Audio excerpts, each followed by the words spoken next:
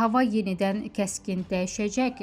Fövqəladə Hallar Nazirliyi gözlənilən hava şəraiti ilə əlaqədar əhaliyə müraciət edib. Fövqəladə Hallar Nazirliyindən bizim mediaya verilən məlumatda deyilib ki, Milli Hidrometeorologiya Xidmətinin məlumatına görə bu gündən başlayaraq yaxın günlər ərzində ölkə ərazisində havanın yağıntılı keçəcəyi, ayrı-ayrı yerlərdə yağıntının intensiv olacağı, bəzi dağ çaylarında qısa müddətli sel və daşqın hadisələrinin baş verəcəyi, intensiv və arabir güclənən yağışların Bakı ətrafı su basmaya meyilli ərazilərə təsir göstərəcəyi, şimşək çaxacağı və arabir güclənən külək əsəcəyi proqnozlaşdırılır. Bildirilib ki, qeyd olunanlarla bağlı Fövqəladə Hallar Nazirliyi əhaliyə müraciət edərək müvafiq təhlükəsizlik qaydalarına riayət etməyə çağırıb.